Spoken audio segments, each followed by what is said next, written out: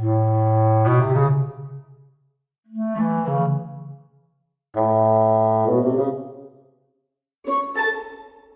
勤通学中の皆様おはようございます。プクタの世界時事ニュースのお時間です。さあ本日はですね、いよいよ公開になりましたスーパーマンの話題になります。皆さんどうですか？まさにね、現在初週末真っ最中となっておりますが、ご覧になりましたか？ということで現在まだね、初週末の興行収入というのは出ていないんですが、ロッテントマトのスコアや、そして最新の興行収入予測ですね。このあたりも出てまいりました。で、この評価なんですが現在、非常に高いです。評価がどのように言っているのか、このあたりも見ていきますが、その一方ですね、一部批判されている部分というのもありまして、これが主にね、右派からの反発のようなんですね。このあたりも一体何が起きているのか、詳細見ていきますが、そしてですね、プクタもこれ、初日紹介見てまいりました。番組の最後にね、少し感想をお話しできればなと思っております。この番組は、海外のホットな時事ニュースをお届けします。通勤通学のお供にちょうどいいチャンネルとなっていますので、ぜひチャンネル登録お願いします。さあ、それでは本題です。こちらね、見えておりますが、皆さん、ご覧になりましたか？現在ね、初週末、真っ最中となっております。スーパーマンですね。公開前からね、本当に話題の尽きない作品でしたが、ついに公開になりましたよ。で、この動画ね、海外で行われている、このスーパーマンに対しての、かなり悪質な印象操作ですね。こういったのもあるんですね。で、その詳細も、くまなく今回見ていきたいと思っているので、めちゃくちゃ長くなってる可能性があります。その際はね、今日これ公開されてるの日曜日ですかね。だと思うので、分割して見ていただければと思います。よかったらお付き合いください。そしてね、まず、ロッテントマトのスコア。これね、スーパーマン映画としては、かなり高いものとなっています。スーパーマンがロッテントマトのオーディエンススコアで新記録を樹立。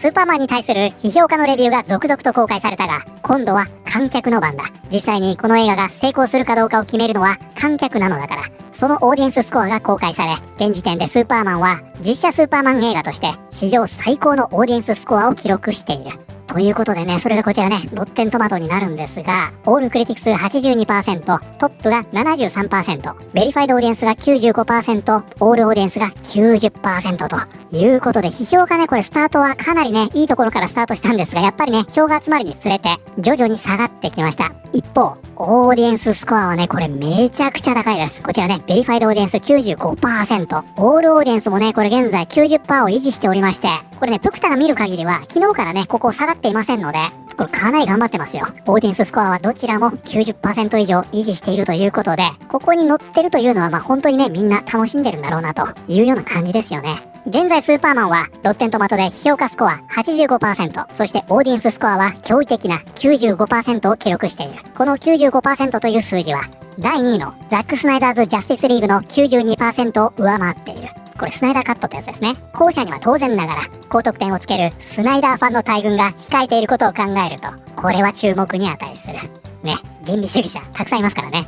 それがね、こちらのジャスティスリーグのね、ザック・スナイダーのディレクターズカットですよね。オールクリティクス 71%、トップが 53%。ちょいちょい 60% 以下のフレッシュ見かけますが、これ一体何なんですかね。そして、オールオーディエンスが 92% ということで、この作品ですね、一般の劇場公開されていないんですね。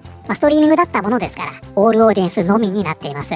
こちらね、2025年版のスーパーマンですが、オールオーディエンスで比較するとこちらね 90%、スナイダーカット 92% なんで、こちらの方が高く見えますが、このね、スナイダーカットの性質から見ても、これね、事実上のベリファイドオーディエンスだと思うので、いずれにせよ平均値もこちらの方が高いでしょ。こちらオールしかありませんので、比べるの難しいんですが、この2025年版の方が上回っていると見ていいでしょうね。ただね、ここから票はまだまだ増えていくので、これを維持できるかどうかというのはまた別の話ですけどね。現状ではこのようになっています。もっとも、ジャスティスリーグをスーパーマン映画とみなすかどうかは議論の余地がある。アベンジャーズ映画をソーの映画、あるいはアイアンマンの映画と呼ぶようなもので、正直なところそれをカウントしていいかは微妙だ。ただし、今後、スーパーマンのオーディエンススコアがそれを下回る可能性もあることはある。これがまさにそうですね。そして現在ですね、最終的なこのスーパーマンの初週末の興行収入予測出てまいりました。週末プレビュー、スーパーマン北米で1億1500万ドル超えの絶好調デビューへ。こちらね、以前も勉強しました。ソーリン。これディズニーシーのアトラクションの名前にもなっていますが、空高くね、舞い上がるという意味です。そしてここですね。ボックスオフィスのポーリアム。ということでこちらですね。ポーリアムとあります。こちらが本日のキーワードになります。ポーリアム。多くの人々の前で話すため、指揮をするため、またはスポーツ競技で賞を受け取るために人が立つ台。ということでね、こちらのポーリアムというのは、表彰台という意味になります。もうまさにね、こちら写真見えておりますが、このことですね。で、ここにね、多くの人々の前で話すとき、そして指揮をする時とありました。このね、ポリアムというのは表彰台だけではなくって、講演の時に使う台とか、あと指揮者が乗る台あるでしょ。少し高い台に乗りますよね、指揮者って。ああいった小さい台のことを、これ、ポリアムって言うんですね。で、これはね、完全に文脈次第です。例えば今回の場合は、ボックスオフィスポディアムとありますよね。これは何を言っているかというと、興行収入のトップ3となるわけですね。そしてここにあります、週末興行収入のレンジ、1億1500万ドルから1億3500万ドルと。DC スタジオの初陣となるスーパーマンは、公開直前になっても激しく動き続けており、一部の予想では、オープニング興行収入が最低でも9000万ドル、最高で1億5000万ドルと幅広い見通しが出ている。これかなりの幅ですよね。これだけ幅があって予測として成立するのかという。9000万ドルから1億5000万ドルと、ワーナーによる大規模なマーケティング構成のおかげで作品の認知度は非常に高く、我々はマン・オブ・スチールの1億1600万ドルスタートを基準に、今回も1億1500万ドル超のデビューになると予想している。こちらね、以前もご紹介しましたが、ボックスオフィスプロ。これは業界向けのサイトになっておりまして、そしてこのボックスオフィスプロは1億1500万ドル超になるんじゃないかと。批評家たちはスーパーマンに高評価レビューを次々と投稿しており、口コミの力がこの週末の成績を左右することになるだろう。すでにスタジオ側はスピンオフ作品、スーパーガールの公開を控えており、今作はすでに全米の上映枠3分の1以上を確保して週末を迎えようとしている。こちら以前未来人としてね、ご紹介しました。デスノートのエンパイアシティボックスオフィスさんですね。スーパーマン好調なスタート。全プレビュー込みで2200万ドル超えの可能性も。金曜の売り上げは堅調で、鍵となるのは一般観客の口コミに左右される土日の粘り。現時点では週末興行収入1億2000万ドルから1億3000万ドルと見られている。ここ少し高くなってますね。ワーナーの快進撃はまだまだ続きそうだということで、どうですかこのスーパーマン。出だしはね、ロッテントマトのスコアは高く、興行収入予測も堅調ということで、盤石な出だしに見えますよね。逆に言うとね、この予想くらいの興行収入がないと、割と予算高いと言われているんでね、さらにはマーケティングすごかったでしょ。これもね、以前から言われておりましたが、もうまさにその通りでしたよね。もうなんか俳優陣たちで、1本分の映画撮れるんじゃないかってくらい、各メディアのね、もうちょっとしたスポット動画みたいなやつ、たくさん出ておりましたが、凄まじいマーケティング費をかけてると思うので、ワーナーとしてはこの予想を超えるくらいの興行収入は欲しいんじゃないかなと思いますが、じゃあ皆さんね、こちら気になるでしょう。実際のね、この評価見てみましょうか。一番厳しいこれね、トップクリティクスです。これは今まで見た中で一番笑えるスーパーヒーロー映画だ。そして嬉しいことにそのユーモアは意図的に仕込まれているものだ。さらにアクション満載でビジュアルは圧巻。程よいどんでん返しもあり、圧巻の演技が次々と飛び出す作品になっている。この作品は軽妙なユーモアと本格的なドラマ性のバランスが巧みに取られた映画だ。もしジェームズ・ガンが賢くキャスティングしていなければ、この新しいアプローチを観客に納得させるのはずっと難しかっただろう。ね、キャスティングはほんと素晴らしかったですね。テレビ俳優のデビッド・コレンスウェットという魅力的なクラーク役を見つけ出した。こちら、ウォール・ストリート・ジャーナル・ロッテンですね。ガン氏は大胆に変化を起こすつもりで実際にそうしている。ただし、違うということが必ずしもいいとは限らない。ということで、これね、ちょっとね、ここではネタバレしませんが、ことを言ってるんですね。確かにね、ここが賛否のあるところなんじゃないかなと思います。詳細は、最後にね、ドクターの感想をお話しするとこで触れられればなと思います。ネタバレするときはね、ちゃんと警告しますんでね。スーパーマンは、ガン特有のひねくれた感性がしっかりと染み込んでいる。この慌ただしく目まぐるしい映画の中で、彼の高揚感と作品への情熱が鮮やかに輝いている。ああ、なんてことだ。これはまるで、ハワード・ザ・ダックやハドソン・ホークのような莫大な予算をかけたダ作だ。新たな始まりになるべきだったのに、スーパーヒーロー映画の終わりのように感じられる。もう、酷評ですね。ということで、こちらトップクリティクス 73% ということもありますから、かなりね、賛否があるにはあるというような感じになっています。で、このスーパーマンですね、いい話題だけではありませんでした。こちらバラエティです。ジェームズ・ガン、スーパーマンはよそから来た移民に関するものであり、私たちが基本的な人間の親切さという価値を失ってしまったことについてのものだ。そう、これは政治に関するものなんだ。ということでね、この話、皆さんも小耳に挟んだかもしれません。このスーパーマンの監督、ジェームズ・ガンが、このスーパーマンは移民の話であり、政治についての話なんだと語ったということで、これがね、大変物議を醸しました。主に右派の間でね。ガンは、この映画のテーマが、政治的立場の違いによって異なる解釈をされる可能性があることを認めた。特に現在、全米で高まっている移民をめぐる不安の状況を考慮すれば、なおさらだ。しかしガンは、スーパーマンに込められた理念を擁護し、たとえ誰かが気分を害したとしても気にしないと述べた。ということで、先ほどの見出しと込みでね、こちらを見ますと、現在トランプ政権になりまして強硬な移民への政策というのを打ち出しています。そしてこういったね、現状の混乱というのを踏まえた上で、人によってね、このスーパーマンというのは様々な解釈がされると思うと。つまりはこのスーパーマンというのは、そういったものをテーマにしていると言っているような印象を受けませんか？こちらね、その一次ソースです。元のインタビュー記事になるんですが、そんなことね、言ってないんですよ。これ全然印象違うと思いますよ。まずね、この記事というのは、全文を読んでいきますと、このロンドンタイムズ紙は、今回のスーパーマンというのを政治に結びつけようとして様々な質問をするんですね。そして、ジェームズ・ガンはですね、むしろ、それを避けようとしてるんですね。で、ここではまずね、最近のスーパーヒーロー映画というのはことごとく失敗してしまっていると。そして同じ鉄を踏まないようにどうしたらいいのか。その方法の一つが、クラークとロイスが地政学とスーパーマンは戦争を止めるべきだったかどうかについて話し合う10分間の会話シーンだ。これこそ、大人の観客を引きつけるスーパーヒーロー映画の作り方だ。間違いなくあのシーンは今回の映画で最も異質なものだったとガンは語る。この映画は終わりなき論争の時代におけるスーパーマン映画だ。ただ違うのは、クラークとロイスという登場人物たちが、意見が食い違っても対話をしようとし、学ぼうとさえしている点だ。ということで、このシーンね、予告編にもありましたね。もうまさにあのシーンのことを言ってるんですが、この下にね、あのバラエティの見出し出てくるんですね。そう、これは政治についてなんだ。でも一方でこれはモラルに関わるものなんだ。例えばどんな状況でも決して人を殺さないのか、それともロイスのようにある程度のバランスを取るべきなのか。本質的にこれは2人の関係と基本的なモラル感、信念の違いがどうやって2人の間に溝を生むかということなんだ。ということでわかりますか？ここにあります。Yes, it's about politics。ここではね、ストーリーとも言ってません。ムービーとも言ってません。about 何々についてと言っています。じゃあこれ何にかかってるのというのが、この原文には書かれているんですね。これです。大人というのを引きつけるために、このスーパーマンでは、ロイスとクラーク・ケントが地政学とかモラル感について話し合うシーン、これを指してるんですね。で、このシーンというのは地政学の話もしています。確かに政治についての話なんだけど、これはね、道徳感や意見の相違というのが、二人を引き裂いていく様というのを描いているシーンなんですよ。こういう風に言ってるんですね。全然印象違うでしょ。このスーパーマンは政治を描く映画なんだなんてことは言っていないんです。つまりスーパーマンはアメリカの物語なんだ。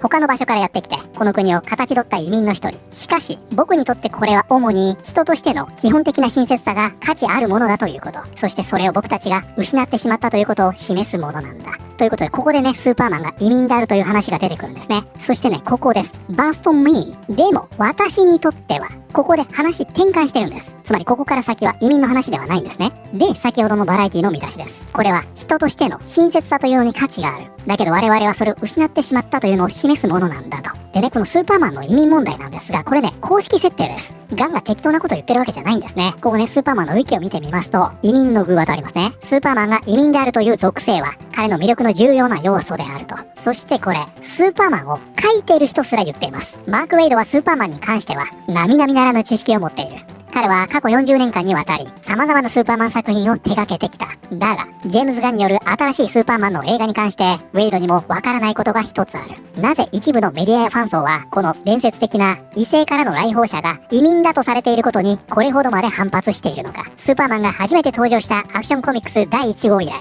彼がクリプトン星の崩壊から逃れるために、両親によって地球に送り出され、カンザスの農場でケント夫妻に育てられたという設定は、ずっと公式なものとして受け継がれてきた。2025年版のスーパーマンは、移民の子である原作者、ジェリー・シーゲルとジョー・シュースターが90年以上前にこのキャラクターに込めたテーマを反映する最新のバージョンに過ぎない。つまり、もともとこのスーパーマンというのは公式に移民であり難民なんですね。今更これを問題というメディアは意味がわからないと。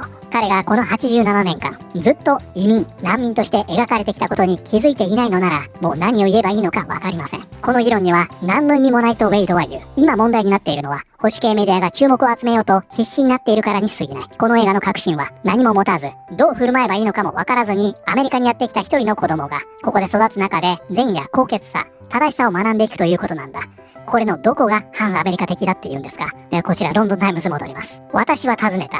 このメディアが尋ねたんですね。例えばリベラルな州であるニューヨークとケントが育ったカンザスとで、この映画の受け取られ方がどれほど違うかを考えたことはありますかね。このメディアはこのスーパーマンを政治に結びつけて語らせたいんですね。そしてガンです。受け取られ方は違うよとガンは認める。でもこれは人間の親切さに関わるものなんだ。もちろん中には全く親切じゃない連中もいて、この親切さを扱っているという理由だけで不快に思う人もいるだろう。でもそんなの知ったことじゃない。そしてここです。彼は触れたくないかもしれないが、この話題を持ち出すにはいいタイミングのように思えた。映画に登場する架空の国家、バロビアとジャーハンプールのことだ。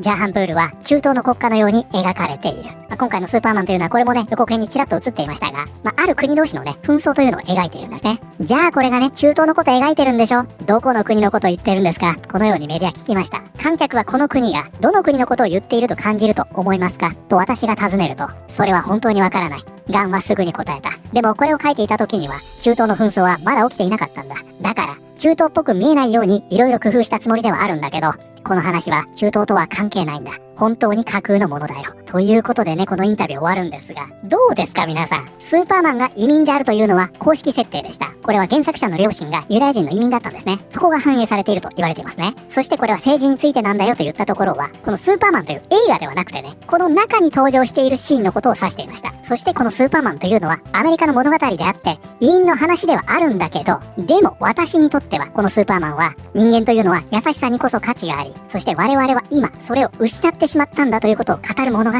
なんだと、こういう風に言ってるんですよ、このインタビューでは。なんですが、これをね、一つ一つ切り取ってきまして、ね、バラエティ、これね、3つ、全然違うことを話しているのを切り張りしてるんですね。はい、どうなっているか、もう一回見てみましょう。ジェームス・ガン、スーパーマンは他の場所から来た移民についての話。私たちが基本的な人間の親切さという価値を失ってしまったということに関わっている。そう、これは政治についての話なんだ。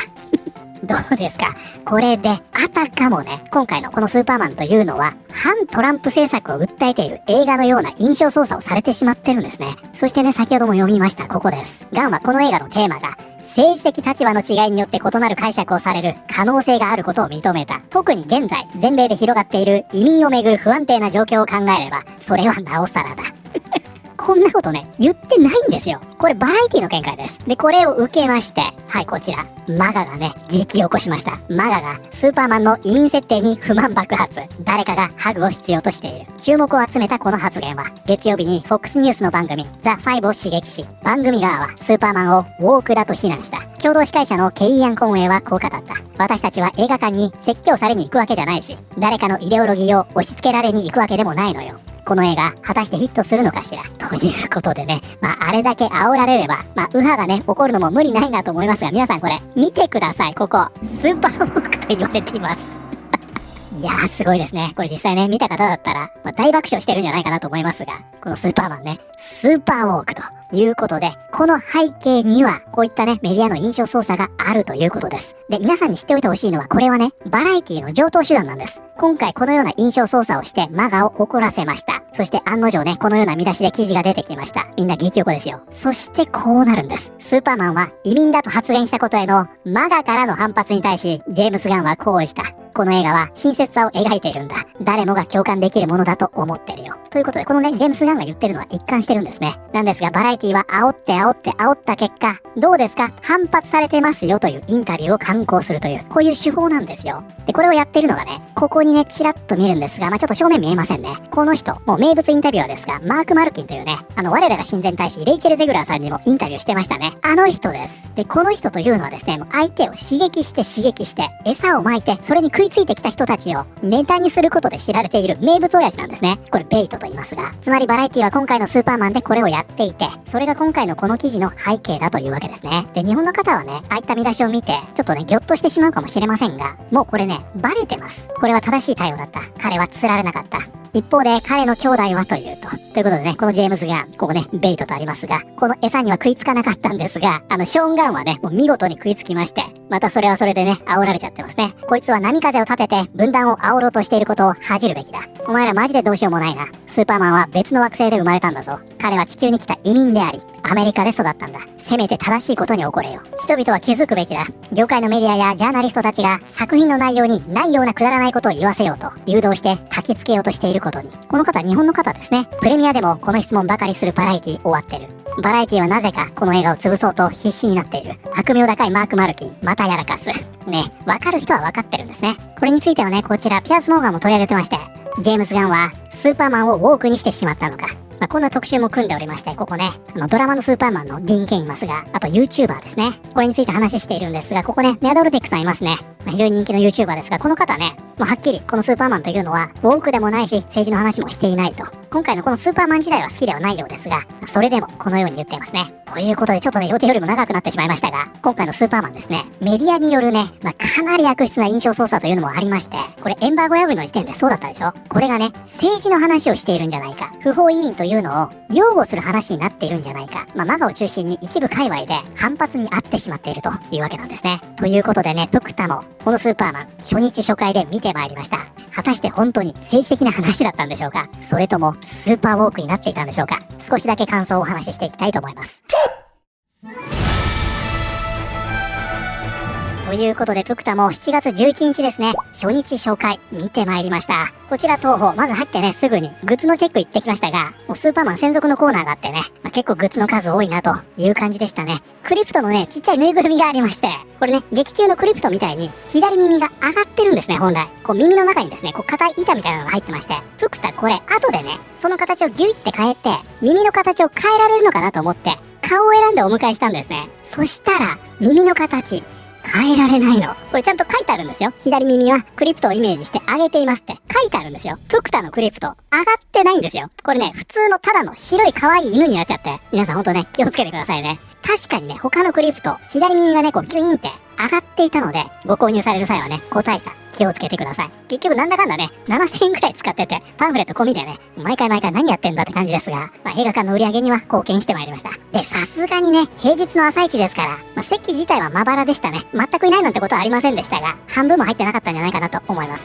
今週末見に行っている方すごい多いんじゃないかなと思いますが、どうですか皆さん、混んでいましたか？ぜひね、その辺も教えていただきたいですが。で、まずですね、ネタバレなしでね、総評になりますが、もうね、エンタメ映画としては十分楽しめる作品でした。もうこれ間違いないと思いましたね。ファミリー向けとしてもよくできてるし、ほんとね、誰にでもおすすめできるなという印象でしたね。で、このスーパーマンですね、これまで何度も描かれてきた部分、これをどうやらね、もうガンガンやりたくないということで、クラーク・ケントがスーパーマンであるということが、ロイスにバレちゃうの？バレないの？ああいったくだりは全てスキップされています。もう最初からこの正体を知っていて、付き合いが始まっているというところからスタートします。当然ね、スーパーマンが赤ちゃんの頃に地球にやってきてね、農場の家族に拾われるなんてくだりもありません。スーパーマンがどれだけ強いのかとか、なんで空飛んでんのとか、そのあたりも全部スキップされてるんですね。なので、強いて言えばここがネックかもしれないですね。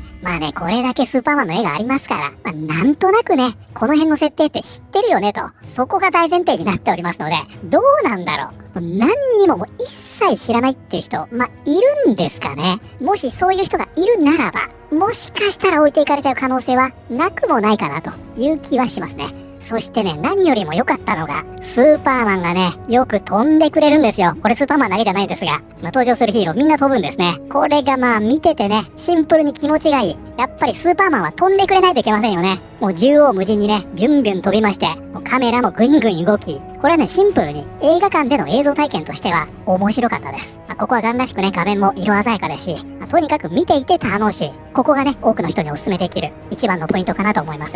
そしてね、ここに出てくる登場人物たちが非常にね、感情豊かなんですね。で、これがね、右派界隈では男が泣くんじゃねえよと、このようにね、叩かれてしまったりもするんですが、非常に感情豊かに、そしてそれをセリフにして語るため、見てるこちらもね、感情揺さぶられるんですね。ですので、プクタね、結構泣くシーンありましたよ。両親との交流シーンですね。特にお父さん。これね、プリット・テイラー・ヴィンスが演じておりまして、皆さんご存知ですか？この人ですね、様々なね、映画出ておりますが、ここにありますね、アイデンティティ。プクタこれ大好きでして、これね、ご覧になってない方、ぜひ見てください。大どんでん返し系の映画ですね。そしてその横、コンスタンティン。これもね、出ておりまして、プクタの好きな映画結構出てるんですね。で、それがね、今回この父親役ということで、どうなるんだろうなと思いましたが、すごく良かったです。このクラークとジョナサンの描写は、ちょっとね、プクタ、父親亡くしてるというのもあって、グッとくるものがありましたね。ちなみにね、吹き替えはこのジョナサン役、クリストファー・リーブの吹き替えで知られております、佐々木勲さんが担当されるようですね。つまり、吹き替えの中では、このスーパーマンのメンターとなります、父親がクリストファー・リーブになるという構図と、これはなかなか粋ですよね。とはいえですね、もう手放しで傑作というような作品ではないですよ。そこは勘違いしないでくださいね。良くも悪くもね、こちら見えておりますが、これ、1% 下がってますね。トップもこれね、1% 下がってます。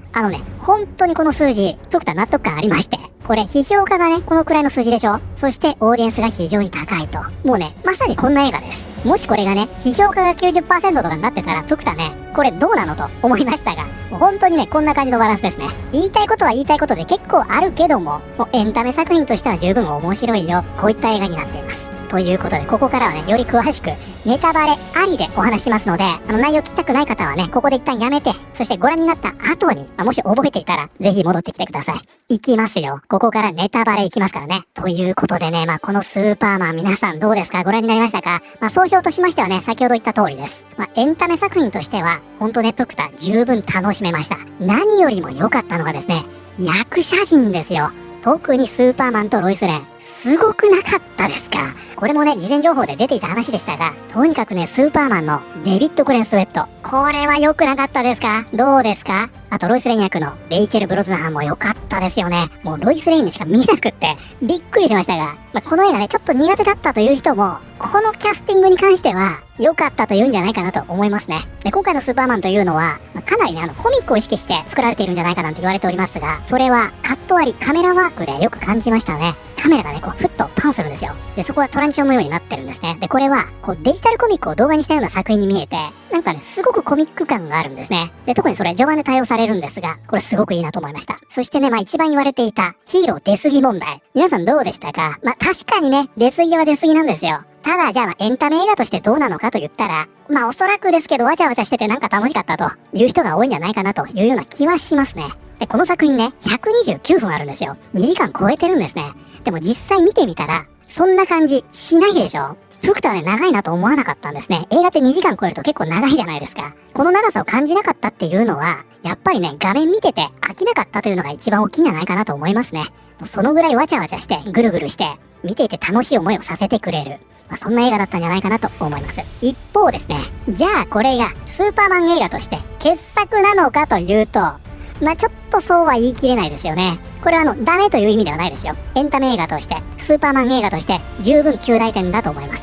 ただそこを超えてね、これが大傑作なのかというと、ちょっと弱いですよね。で、そこの一番の要因になっているのは、この映画ね、カタルシスがないんですよ。このスーパーマンというのはですね、もうみんなが知ってるようなスーパーマンとは程遠くて、すごく弱いんですね。もういつも傷だらけで、もう腕とかね、脱臼しちゃうんですよ。ボリって言って。もうそもそもこの映画、スーパーマンが負けるところからスタートしますからね。予告編にあったヤムちゃんのシーンです。あれがスタートなんですね。でもね、ヒーロー映画っていうのは最初ボコボコにされて、そこから覚醒して大逆転する。これがカタルシスに繋がるじゃないですか。もう見ているこちらはね、それをずっと待ってるわけですよ。もう最初はね、ボッコボコにされます。すごいですよ。もういきなり負けて。で、太陽浴びて復活するんですね。これ予告編にあったところです。そしてそこからすぐにリベンジに行って、返り討ちに遭いますから。こんなスーパーマン見たことあります？ 2 連敗です。めちゃくちゃ弱いんですよ。で、これもね、本編見てない方もわかると思います。予告編でありましたね。ちっちゃい子供が自作のスーパーマンの旗を広げて、棒を立ててね、スーパーマンを呼ぶシーンあるでしょ。あれね、結構終盤で、めちゃくちゃいいところで出てくるんですよ。で、プクタそれ見てね、ここかと、カタルシスを感じて気持ちよくしてくれるシーン、ここだったのか。そう思いましたよ。ここでスーパーマン来たらもうちょっと鳥肌もんだろうなと思って見てるわけですが、来ないんですね。違う人来るの。おかっぱが来るんですよ。ガイガードのね。お前かみたいな。これもね、ガンらしい演出ではありますよ。外しの演出ですが。ただ、そこじゃないだろうって。皆さんこれ見た方ね、想像してみてください。あそこでね、あの子はね、スーパーマンって呼ぶわけですよ。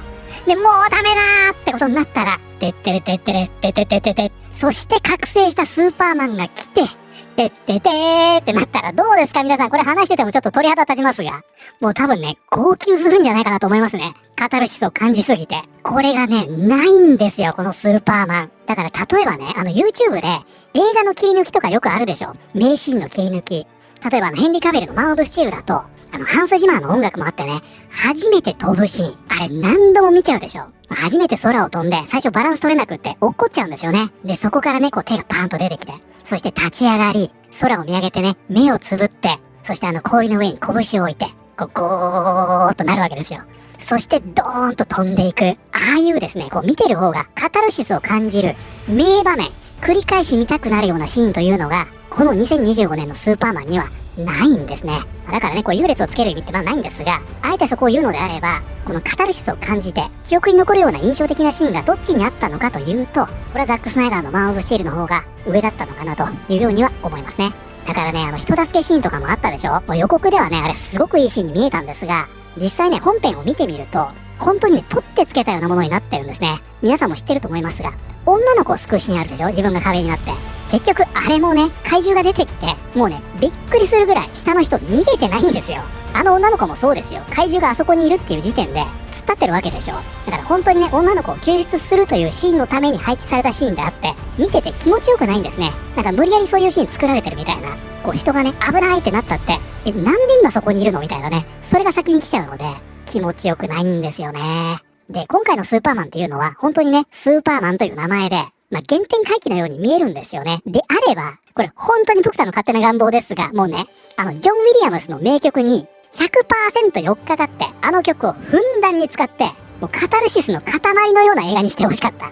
本音を言うとね、できないのかな、それダメなのかな、なんとなくね、そういう雰囲気を期待していたんですが、ちょっと違いましたね。でもね、逆に言うとですよ、このね、プクタにとって一番大切な部分がなかったにもかかわらず、これだけ楽しめたというのは、逆にすごいですよね。で、やっぱりね、これの原因になっているのは、キャスティングの素晴らしさ。そして、この中の登場人物がね、感情をね、ものすごくむき出しにするんですね。これはルーさんも含めて。だからそこでね、こう感情を揺さぶられて、面白いと感じたんじゃないかなと思います。そして本編中でもね、ちょっと触れましたが、この映画に政治的なメッセージがあったのかというと、プクタはそれは感じませんでしたね。当然ね、紛争というのは扱っていますが、扱っているからといってね、それが映画の発しているメッセージとは限りませんから。例えば主人公が幼少期にいじめられているシーンというのがあったとしても、その映画がいじめをなくしましょうというメッセージを発しているとは限らないでしょ。だからプクタもね、今回のスーパーマンを見て、それこそね、中東での紛争ですよね。ああいったものに対してのメッセージを込めているというようには感じませんでしたね。というのもですね、これには大きな理由がありまして、このスーパーマン、非常にわかりやすいテーマというのが設定されてるんですね。これ誰でもわかります。というのも普通に喋るんで、それをね、最後の最後にスーパーマンの非常に感動的なスピーチというのもあるんですが、まさにこれなんですね。スーパーマンの人間性というのを描いていて、人間というのは何なのか、ここなんですよ。父親の会話にもあって、これがね、ウォールストリートジャーナルが言っていた大きな改変の部分なんですが、今回のね、スーパーマンのクリプトン星での生みの親ですね。この両親。実はね、スーパーマンを地球を統治しろと言って送ってきたという設定になってるんですね。これすごいでしょ。なんか今までだったらね、お前には力があるから人間を導く存在になるんだ。こういう風に言っていたんじゃないかなと思うんですが、全然違う。とんでもない親だったということが発覚します。そしてこのスーパーマンはそれを知り、悩むんですね。自分はそういう使命を負っていたんだと。なんだけどこのスーパーマンは地球の父親ですね。育ての親。これに自分の生き方というのは自分で決めるんだ。それが自分の価値になるんだと言われ、救われるわけですね。そして映画の冒頭ではね、ロボットにね、両親の声聞きますかと言われ流れるのが、クリプトン星の両親の声だったんですが、映画の最後には同じことを言われて、そこで流れるのは地球の両親の声に変わっていて、これがスーパーマンの地球人として、そして人間としてのアイデンティティを確立しましたというのを表していて、これで綺麗に終わるという映画なんですね。めちゃくちゃわかりやすいでしょ。で、これはね、先ほども言いましたが、スーパーマンが最後の最後でね、全部口で説明してくれますから、もう本当にわかりやすい構成になってるんですね。ゆえに、ここまでわかりやすいテーマがあるので、その紛争に関してのテーマだとか、メッセージ性、そういうのは見てて感じませんでした。ただ、その一方ですね、これ作ってるのがアメリカでしょ。で、今のアメリカの情勢というのを考えると、現実世界のそのアメリカの立ち位置というのが、頭をよぎってしまうというのは、これわかります。だからそれがすごくノイズになっちゃうという人は、いるだろうなと思いましたね。ジェームス・ガンはね、そういうつもりで書いていないというように言っていますが、だから現状の現実世界というのがそっちに寄っちゃっているだけに、スーパーマンが寄せてきたみたいな言われ方をしちゃっているのかなと、そういう風に感じましたね。はい、ということで駆け足でね、ざっとプクタの感想というのをお話ししてみました。いかがだったでしょうか。ちょっとね、これまだまだ言いたいことあるんですが、これ全部話してるとキリないんでね、レックス・ルーサーについてとか、ウルトラマンとかね、もうクリプト可愛いとか、いろいろありますが、ちょっとこの辺でやめときましょうね。まずね、この作品、ほんとね、面白いですから皆さん。行こうかなどうかなって思ってる人は、行きましょう。できれば IMAX がいいんじゃないかなと思います。ブンブン飛んでくれるんでね。もう本当にね、映画館で見るべき作品だと思います。エンタメ映画として、多くの人はね、何も考えずに楽しめる作品なんじゃないかなと思いますので、足を運んでみてはいかがでしょうか。ということで、本日のね、長い動画、お付き合いありがとうございました。本日の動画は以上になります。この動画良かったよと思っていただいた方、ぜひチャンネル登録、グッドボタンをお願いします。それではまた、通勤通学中にお会いしましょう。